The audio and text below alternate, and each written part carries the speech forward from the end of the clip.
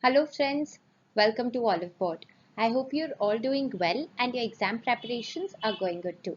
In this video, we are going to discuss the important government schemes that were launched by the government in the month of November 2018. Before we start with the video, don't forget to take up a free mock test provided by Oliveboard by clicking on the link given to you in the description box. So do take up a free mock test, analyze your performance to structure your preparations accordingly. Don't forget to subscribe to our YouTube channel for latest videos. So, the first scheme that was launched in the month of November was by the Odisha government. The scheme is called Sora LED Scheme. Now, this scheme was launched by the government to encourage the use of solar energy for irrigation purposes in the state of Odisha, and this is for all the farmers who hold agricultural land which is zero point 0.5 acres or half a acre. So any farmer who possesses a zero point 0.5 acre land in Orissa is a beneficiary for the scheme, through which the government will be providing them subsidized solar powered pumps. So this is what the government has been trying to do, because this will reduce the initial burden of input cost on the farmers, and this will also promote the use of renewable energy and thereby reduce pollution. So for the same purpose, the Odisha government have made a provision of 27.18 crores in the financial year 2017-18. So, in the first phase of this scheme, around 5,000 solar power pumps will be distributed to the farmers, and it will start, or it will focus in the areas wherein the farmers have no electricity connection. Our Prime Minister recently launched the Support and Outreach Initiative for the MSME sector. As we know, this micro, small and medium enterprises sector is one of the principal employment generator sector. So, through this particular scheme, the government or our Prime Minister has unveiled 12 key initiatives that will help in the growth, expansion as well as facilitation of the MSMEs in our country. So the Prime Minister said that there are 5 key aspects wherein we should focus on, which are access to credit. We know that credit forms a very important role. If there's no capital, we cannot start any work, right? So access to credit is the first thing. Second is access to markets. They should have access to markets wherein all that they are producing can be sold. There should be technology upgradation so they can compete with the big industries, ease of doing business, and social security for all the MSME employees. So the first point, which is access to credit, for this the Prime Minister announced the launch of 59-minute loan portal wherein there will be access of credit of up to 1 crore rupees for MSMEs, and there will also be a 2% interest subvention for all the MSMEs who have registered for GST. Also, they have increased the interest rebate from 3% to 5% now for all the exporters who receive loans either for pre-shipment or the post-shipment period. Not only this, any company which has a turnover of more than 500 crores will now compulsorily be brought under the TREDS, which is Trade Receivables E-Discounting System. Coming to the next point, which is access to markets. So all the public sector companies have now been asked to at least procure 25% of their purchases from the MSME sectors. This was 20% initially, and now it has been raised to 25%. Also, the government has mentioned that 3% of this 25% should be reserved only for women entrepreneurs, and all the public sector undertakings should compulsorily be a part of the government e-marketplace or GEM, and they should also register all their vendors on this government e-marketplace.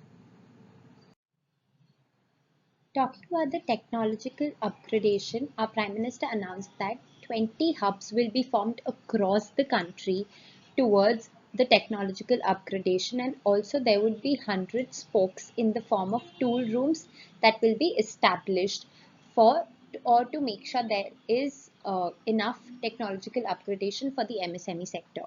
Talking about the ease of doing business, our Prime Minister announced that the clusters that will be formed for the pharmaceutical sector or the pharmaceutical MSMEs, 70% of the establishment cost of this clusters will be borne by the union government. Not only this, there have been a lot of uh, all the issues have been taken care of by the government to ensure that there is enough of ease of doing business for the MSMEs.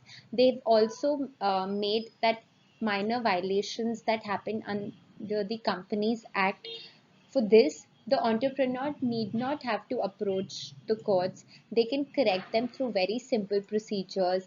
Now, the environmental clearance and consent have been merged as a single consent, and the visit by an inspector will now be decided through a computerized random allotment system. And the files or the return files with respect to the labor laws and the union regulations should now be submitted only once in a year. So these are all the steps that the government has taken to make sure that there's enough ease of doing business for the MSMEs.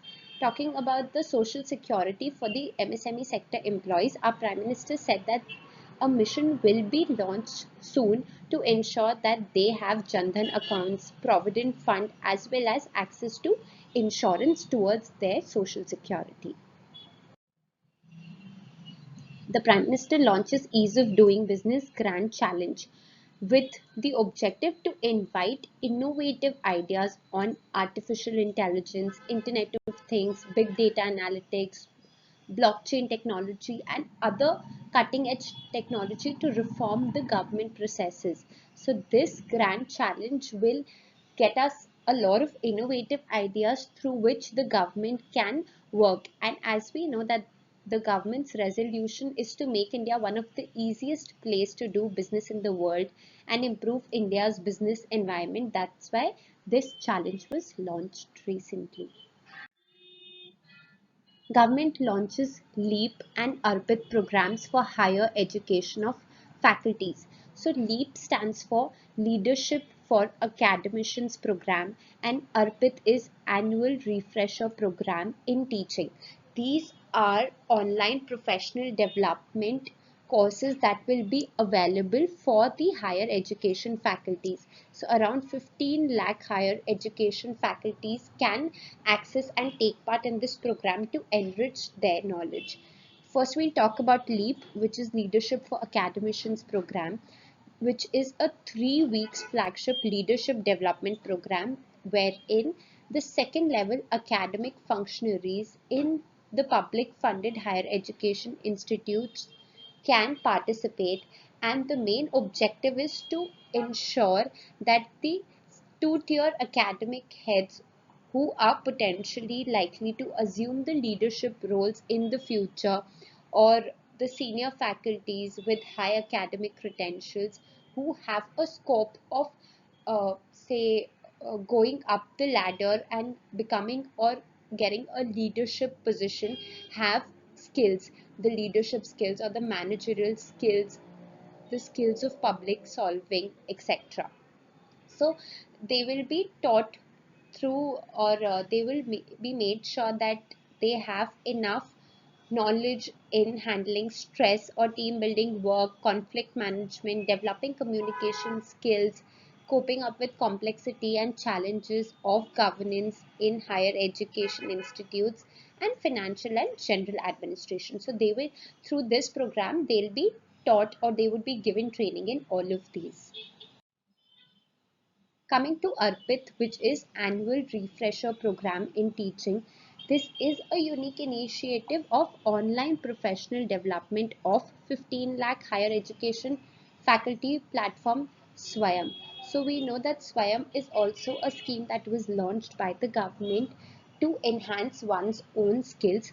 So to implement ARPIT, or this annual refresher program in teaching, 75 discipline-specific institutions have been identified and notified as National Resource Centers in the first phase, wherein they are tasked to prepare online training material with focus on latest developments in the discipline, new and emerging trends, pedagogical improvements, and methodologies for transacting revised curriculum.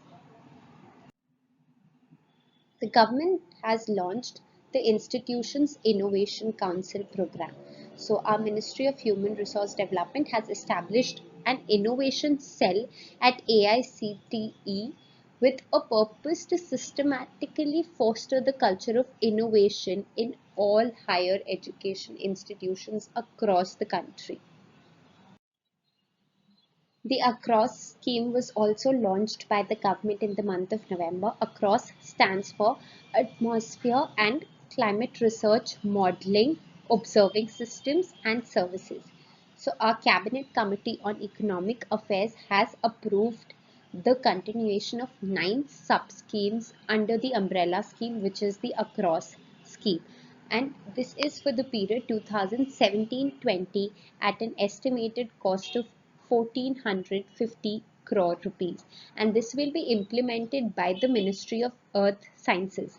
Now, this particular scheme pertains to the atmospheric science programs of the Ministry of Earth Sciences and also addresses various aspects related to weather, climate, and they also provide warnings for any things like cyclones or storm surges or heat waves or thunderstorms, etc.